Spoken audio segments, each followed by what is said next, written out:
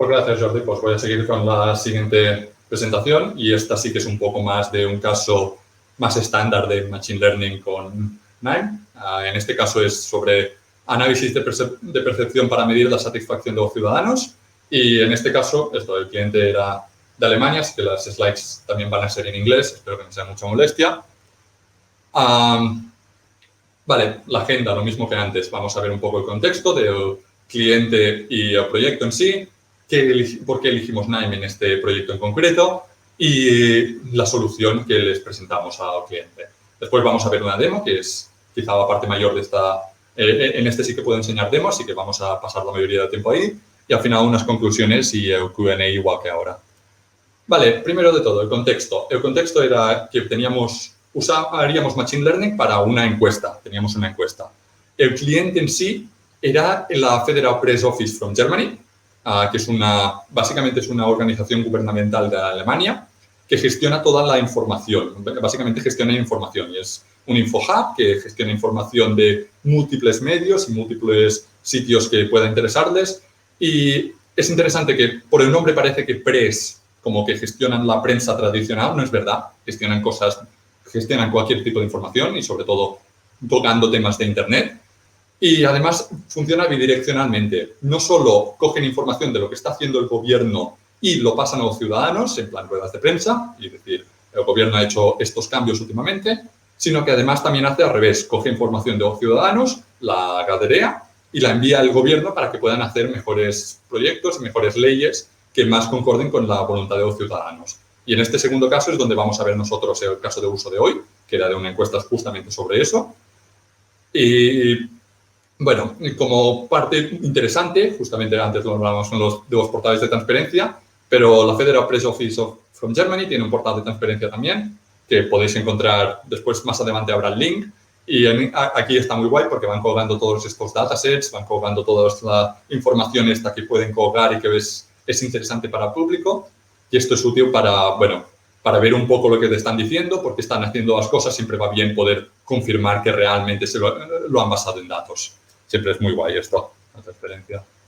Y ahora ya vamos un poco a la encuesta en sí, de qué era la encuesta y cuál era su formato. La encuesta en sí era para entender los temas más importantes para la gente, los temas políticos relevantes y sobre todo relacionado con los partidos a los que se adscribe la gente, a los partidos de yo soy de partido X, yo soy de partido Y.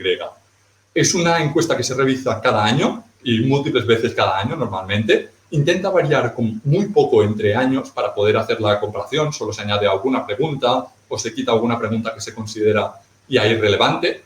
Pero en nuestro caso en concreto solo trataremos con las encuestas de 2019 y es unos datos que se publicaron en el 2020. Así que esto es lo que vamos a tratar. La encuesta en sí la podéis ver aquí a la izquierda, a la derecha, una recreación un poco de la encuesta. Básicamente tiene 22 temas políticos como estos, como modernizar la salud pública o asegurarse de la justicia social. Y después tiene dos preguntas que siempre son las mismas sobre cada uno de los temas. ¿Crees que este tema es muy importante, algo importante o no importante? Y lo mismo con la performance del gobierno. ¿Crees que el gobierno lo está haciendo muy bien, mal, muy mal? Siempre relacionado con este tema de lo que se está hablando. Y estas preguntas son los mismos para todo. Y además tenemos algunos datos demográficos que vamos a ver ahora.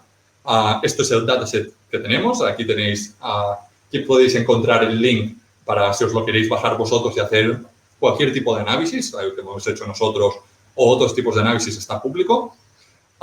El dataset en sí le respondieron 13.000 ciudadanos de Alemania, lo cual es significativo y es bastante grande.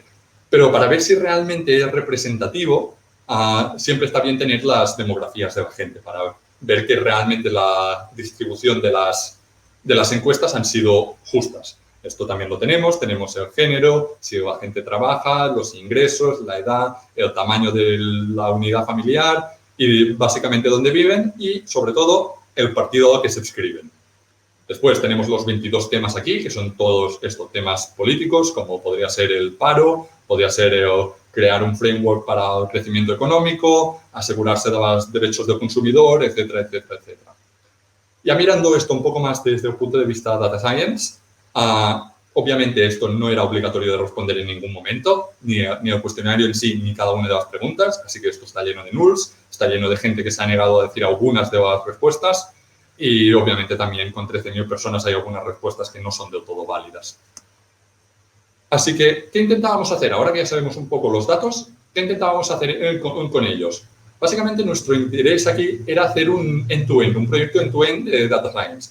Hacer el ejercicio de Data Science, pero que ellos solo tuvieran que clicar un link para que les fuera desde esta encuesta que hacen anualmente a un report analizándoles los datos de estas encuestas y con un poco de AI por ahí en medio, que después lo veremos. Esto, demostrar que todo este journey end-to-end, que es end-to-end menos el gathering, que literalmente menos enviar las encuestas, todo lo otro. Lo podíamos hacer con Nine y, de hecho, que lo podíamos hacer fácilmente con Nine, porque no siempre, como esto es una encuesta común, no siempre va a haber un experto en Machine Learning, no todos los departamentos van a tener un Data Scientist que sea capaz de fine-tunear los modelos, de modificar los parámetros para que os diera un buen resultado. Así que lo queríamos hacer todo con los módulos de Nine, sin una cajita de código, porque no siempre hay alguien también que sepa programar. A veces tienen un estadístico, pero no alguien que sepa programar. Así que intentábamos hacerlo todo lo más fácil posible, que ellos solo clicaran un botón y obtuvieran resultados y si tuvieran que cambiar algo, fuera tan intuitivo como fuera posible.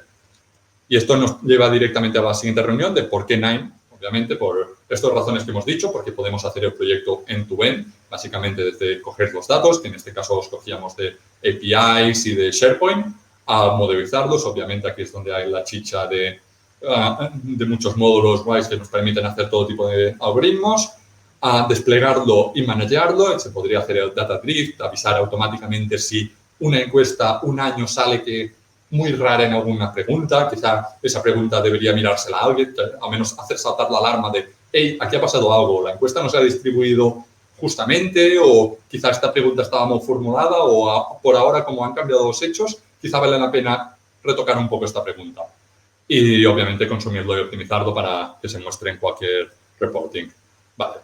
Esto, las tecnologías que podemos añadir con Nine, que esto es la otra de las razones por las que elegimos, y está aquí, pero ya lo hemos visto en la otra presentación. Si estabais en la otra presentación ya lo hemos visto, que básicamente está muy bien que nos permita coger de muchos sitios distintos, muchas tecnologías distintas, añadirlas a nuestro workflow sin mayores problemas, todo muy fácil, y que siempre tenemos los languages de scripting para hacer el pegamento donde falte algo más, que en este caso ni hizo falta usarlos.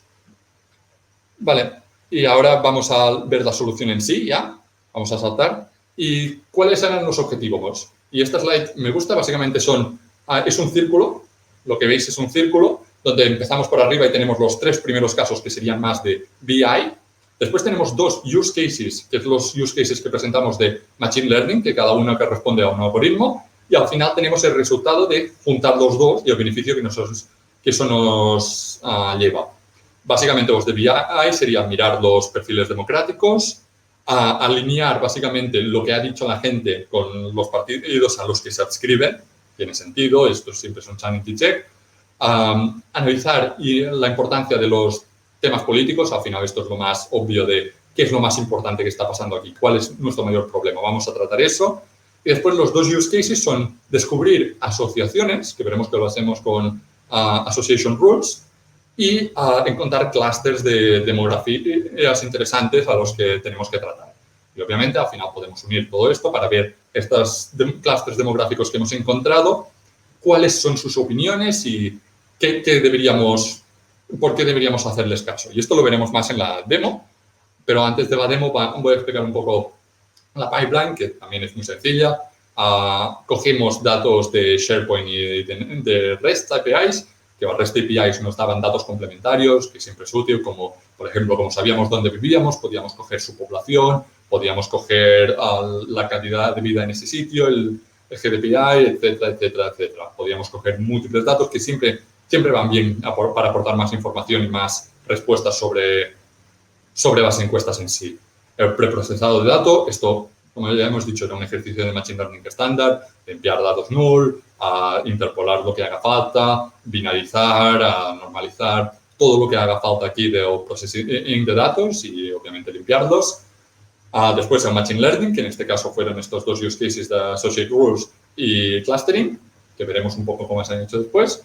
Y al final publicarlo, que lo publicábamos, los datos los metíamos en SharePoint otra vez, por si alguien más lo quería usar, que siempre es útil, y después se los mostrábamos en un report de Power BI. Y ahora ya sí que vamos a saltar a la demo. Voy a hacer un poco, moverme para estar más cómodo. Vale. Y perdón. Si vamos a la demo, que la tenemos aquí, esto es, bueno, espera, de hecho antes enseñaré antes puedo enseñar el workflow en sí de Nime que tenemos hecho para este proyecto.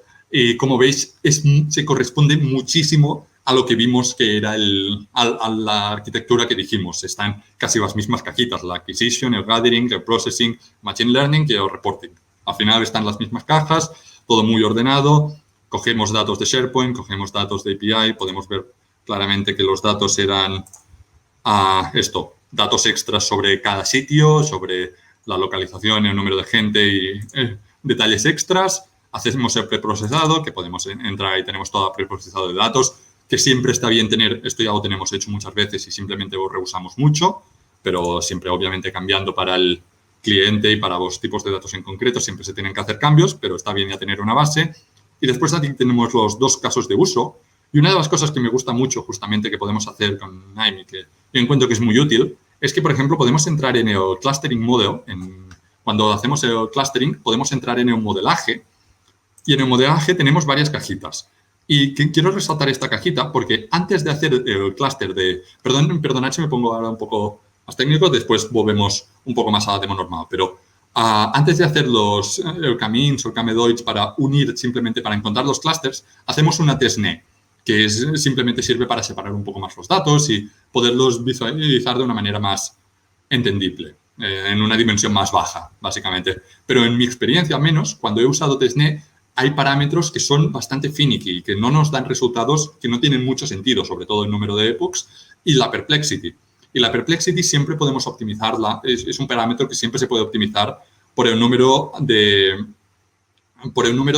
puntos. O sea, depende mucho del número de puntos que tengamos y, por tanto, del número de enquestados y, por tanto, va a cambiar cada vez, con lo cual tampoco podemos hacer un algoritmo, obviamente, pero nunca está del todo seguro. Así que es muy útil en estos casos tener pequeños nodos de debugging que podemos ver aquí. Y esto, tenerlo por todo el workflow, que simplemente podemos ver el scatterplot y podemos visualizarlos. Y nosotros, con los ojos humanos, podemos ver, mira, los clusters que han hecho tienen cierto sentido. Están juntos un poco, pero si vemos hay una cierta separación entre cada uno de ellos. Se ve más si quitas algunos. Por ejemplo, estos dos, que algunos estos pueden parecer juntos, sí que hay una separación entre ellos. Así que podemos ver que la perplexity que hemos elegido tenía un cierto sentido.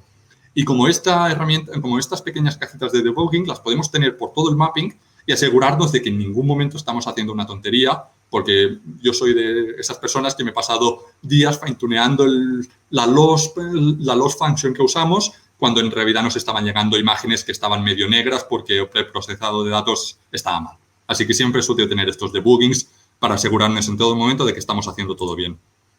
Y ahora ya sí que voy a saltar al dashboard en sí, que esto es el dashboard que les presentamos. ¿Se ve bien? Perfecto. Vale. Y aquí tenemos el dashboard. Este es el primero de las cajitas que vimos, que es la demografía, y en esta podemos ver toda la gente que ha respondido.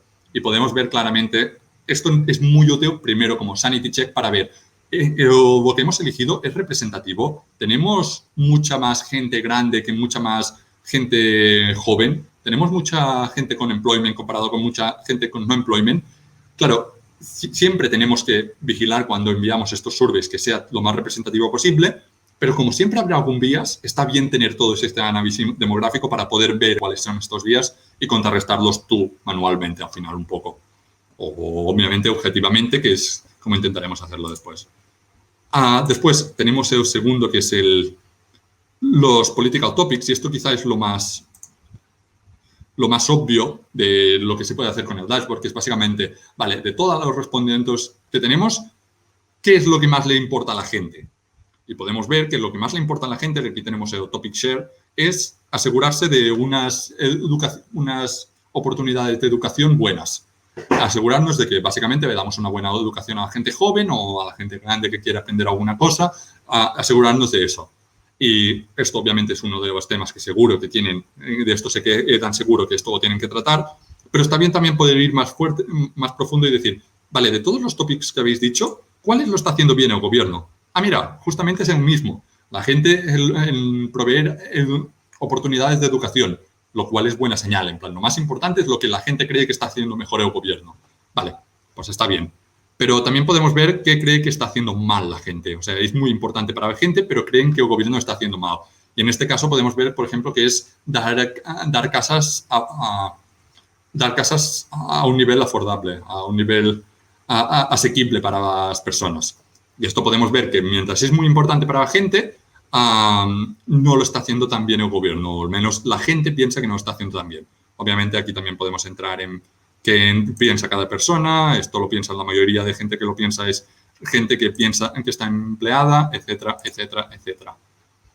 Después podemos ir a la tercera cajita, que es básicamente las cajas, el dashboard que nos permite comparar con qué partidos se adscribe cada uno de las personas y qué respuestas dicen. Por ejemplo, aquí podemos ver dos partidos, The Left y el CDU, y si no me han informado mal, el CDU es un poco de derechas, así que tenemos un partido de izquierda y de derechas que básicamente aquí es cuáles son sus temas más importantes. Obviamente la educación es muy importante para los dos, tanto para las izquierdas como las derechas, pero sí que a la izquierda vemos algunas cosas más de asegurarse de una justicia social o lo de proveer casas a un nivel asequible, que en la derecha ya están más abajo. Esto es útil también como sanity check de la gente está, los partidos a los que se adscribe la gente tienen un sentido con lo que ha dicho la gente y obviamente en plan de por qué la gente está votando a cada partido, obviamente.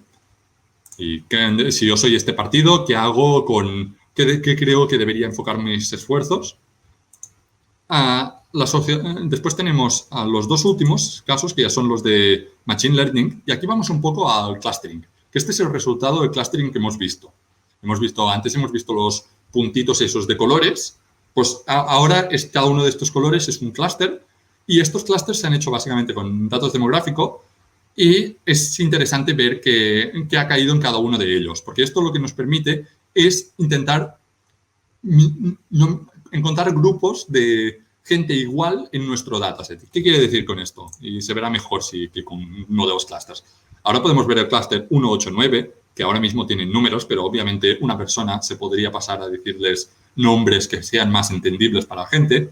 Y podemos ver que este clúster tiene un perfil de gente en concreto, que es gente senior, mayores de 60 años, que viven en casa dos personas, quizá una pareja, quizá no, que además la mayoría de ellos, el 97%, están en el oeste, que haría falta ver esto como corresponde con la distribución de personas de este-oeste de Alemania, obviamente, pero que seguramente no es un 97%, así que aquí hay algo encerrado. Y esto sería un clúster que nos podríamos tener en mente.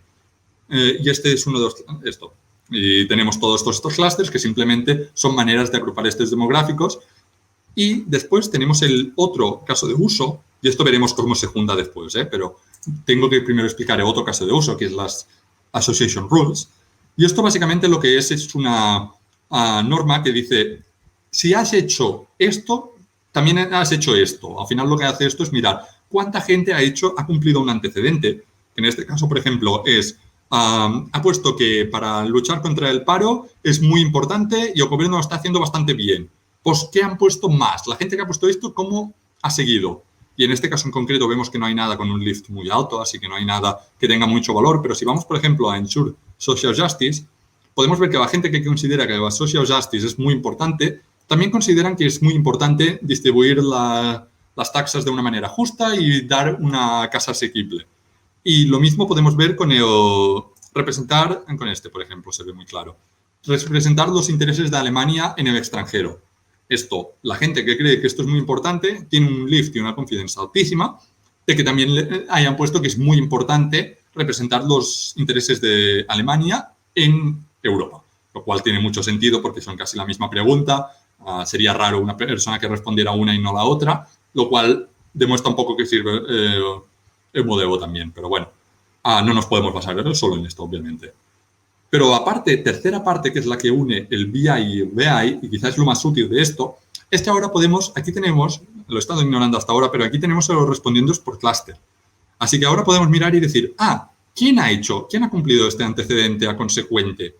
Y en este caso podemos ver que los que lo han cumplido han sido mayoritariamente el clúster 189, que si lo clicamos, bueno, a ver, si tenéis un poco de memoria también, pero veremos que es exactamente el mismo que hemos visto antes. Es el clúster de gente senior que vive al oeste y que viven en casas de unidades familiares de 2 personas. Así que podemos ver que la mayoría, que esto no es una demanda. Lo que podemos ver nos permite maximizar demandas de colectivos que podrían ser ignorados, porque es muy fácil ver que lo más importante que dice la gente es X. En este caso era las education opportunities o el affordable housing. Pero hay gente que son más menores, que son colectivos más minoritarios o demográficos, que quizá quieren todos mucho una cosa, pero solo lo quiere este colectivo. Y obviamente esto también, no tenemos por qué hacer solo caso a esto, pero obviamente está muy bien maximizarlo y saber, mira, tenemos un clúster de aquí, de un colectivo de tantas personas que son de este tipo de personas que piensan que esto es lo más importante y lo piensan más que las otras cosas. Quizá también haría falta hacerles un poco de caso, mirar un poco a menos por qué piensan esta gente en concreto, les está afectando más quizá, o quizá es un problema que solo afecta al oeste y no al este, etcétera, etcétera, etcétera. Así que esto es lo que nos permite hacer, el ejercicio. Y esto, como veis, esto fue todo simplemente cuando tienes los dashboards, subes los datos de las encuestas en SharePoint, clicas un botón y al cabo de un rato tienes este report preparado con los nuevos datos para poderlos analizar, lo cual siempre es guay.